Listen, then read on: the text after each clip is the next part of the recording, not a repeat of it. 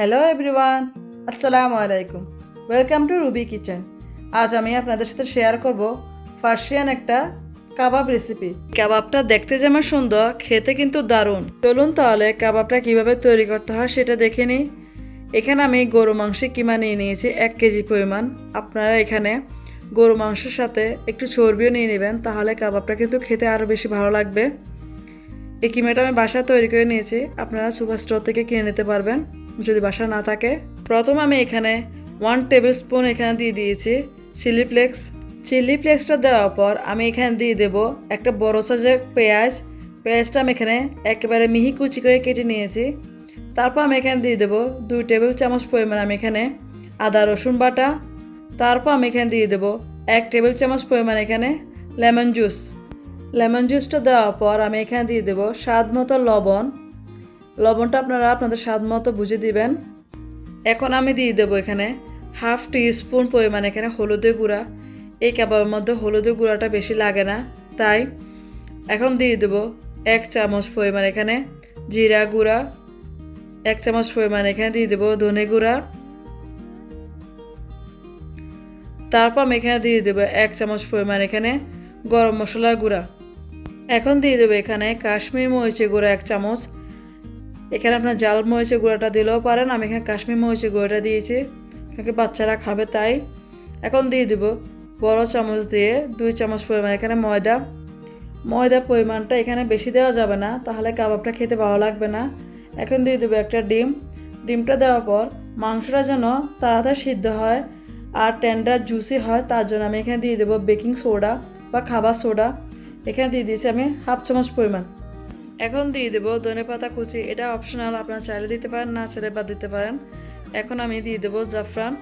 আপনার বাসায় জাফরান থাকলে একটু গরম পানিতে দিয়ে এখানে মিক্স করে নেবেন। আমি এখানে জাফরান পাউডার সেটা ইউজ করতেছি। কাবাবের মধ্যে কিন্তু আরেকটা ইনগ্রেডিয়েন্ট ইউজ করা হয়, সেটা হলো আনার দানা। আপনাদের বাসায় যদি আনার দানা থাকে তাহলে এখানে দিয়ে দিতে পারেন। আমার বাসায় অ্যাভেলেবেল ছিল না, তাই আমি দিই নাই। এটাতে কোনো স্বাদে কোনো হেরফের হয় না, আপনারা দিয়ে দেখতে পারেন, আর না দিলেও কোনো সমস্যা নাই। আমার এখানে সবগুলো মশলা কিন্তু দেওয়া হয়ে গেছে।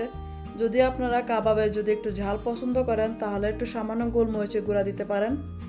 এখন আমি কাবাবটা হাত দিয়ে ভালোভাবে মিক্স করে নেব। আপনারা দেখতেই পাচ্ছেন কাবাবে কিন্তু কালারটা অনেক সুন্দর এসেছে। এই কালারটা আসছে কিন্তু জাফরান থেকে। আপনারা অবশ্যই জাফরানটা ব্যবহার করার চেষ্টা করবেন। জাফরানের কিন্তু টেস্টটা কিন্তু আরও বাড়িয়ে দেয়, তাই এখানে হলুদের পরিমাণটা আমরা এখানে কম ব্যবহার করেছি। আমার কিন্তু কাবাব মিশ্রণটা মাখানো হয়ে গেছে। এখন আমি কাবাবের শেপগুলো দিয়ে দেব। তার জন্য আপনারা কিন্তু ভিডিওটা দেখে বুঝে নিতে হবে আমি কাবাবটা কিভাবে তৈরি করতেছি।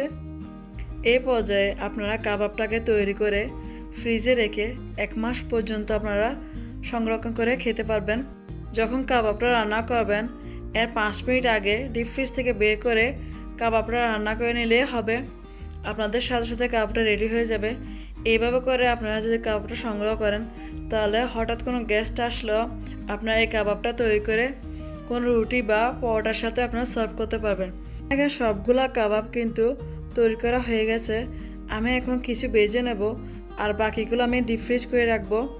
পরবর্তী আমার যখন প্রয়োজন হবে আমি তখন ভেজে নেব। প্রথমে একটা কড়াইতে আমি এখানে সামান্য পরিমাণে তেল দিয়ে দিয়েছি। তারপর আমি এখানে কাবাবগুলো দিয়ে দিয়েছি। এই পর্যায়ে চুলা আঁচটা মিডিয়ামে রেখে দেবেন, তাহলে কাবাবটা ভালোভাবে কুক হয়ে যাবে। কাবাবটা পোড়া লাগার কোনো সম্ভাবনা থাকবে না। এই পর্যায়ে চাইলে আপনারা ঢাকনাটা দিয়েও রান্না করতে পারবেন। আমি আর একটু পরে করে ঢাকনা দেব। প্রথমে আমি দোনো পাশ ভালোভাবে একটু ভেজে নেব, তারপর আমি এখানে ঢাকনা দিয়ে মাংস সিদ্ধ হওয়ার জন্য রেখে দেব। আমরা জানি সবাই মাংসের কিমা কিন্তু রান্না হতে বেশি সময় লাগে না। তারপরও এখানে আমি কিন্তু বেকিং সোডা ইউজ করেছিলাম যেন মাংসটা তাড়াতাড়ি রান্না হয়ে যায়। আর অনেকে মনে করবেন যে হ্যাঁ মনে হয় মাংস রান্না হয় নাই, না, বেকিং সোডাটা দেওয়ার পর কিন্তু মাংসটা কিন্তু তাড়াতাড়ি সিদ্ধ হয়ে যাবে। আপনারা এই ট্রিক্সটা ফলো করে দেখবেন। অনেক সময় কি হয়, গরু মাংস সিদ্ধ হতে অনেক টাইম লাগে। এই পর্যায়ে আপনারা কিন্তু এই ট্রিক্সটা অবশ্যই ফলো করবেন, দেখবেন আপনার গরু মাংস কিন্তু ঘন্টাখানেকের মধ্যে কিন্তু রান্না হয়ে যাবে। এই কাবাবটার মধ্যে প্রথমে বেশি তেল দেওয়ার প্রয়োজন নেই। আমি এখানে প্রথমে 1 চামচ পরিমাণ এখানে তেল দিয়েছিলাম। এখন আমি আবারও 1 চামচ তেল দিয়ে দেবো যেন ভালোভাবে কুক হয়ে যায় আর চারপাশ যেন গোল্ডেন ব্রাউন হয়ে যায়, তাতে কিন্তু কাবাবে কিন্তু কালারটা অনেক সুন্দর আসবে। এভাবে করে আমি কিন্তু অল্প অল্প তেল দিয়ে আমি কাবাবটাকে তৈরি করে নেব। এই পর্যায়ে আপনারা ঢাকনা দিয়ে এই কাবাবটা 5 মিনিট রান্না করলে এরকম একটু পানি চলে আসবে, কিন্তু ঘাবড়াবেন না, এই পানিটা কিন্তু শুকিয়ে যাবে। এভাবে করে কিন্তু কাবাবটাকে দোনো পিঠ উল্টে পাল্টে আপনারা কাবাবটা ভেজে নেবেন আপনাদের পছন্দের কালার মতো।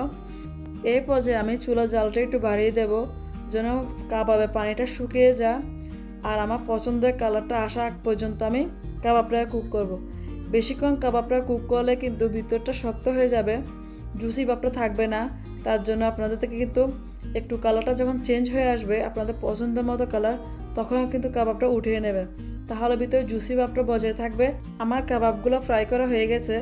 যদি কেউ এই রেসিপিটা যদি ট্রাই করেন অবশ্যই কমেন্ট বক্সে জানাবেন যে রেসিপিটা খেতে কেমন লেগেছিলো আপনাদের।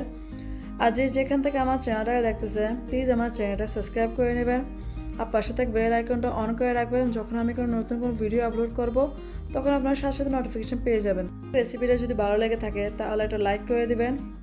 আর আমি এখন একটা কাবাব ভেঙে আপনাদের দেখাচ্ছি যে ভিতরটা কতটুকু ভালোভাবে কুক হয়েছে আর কত জুসি আর ফ্লাফি।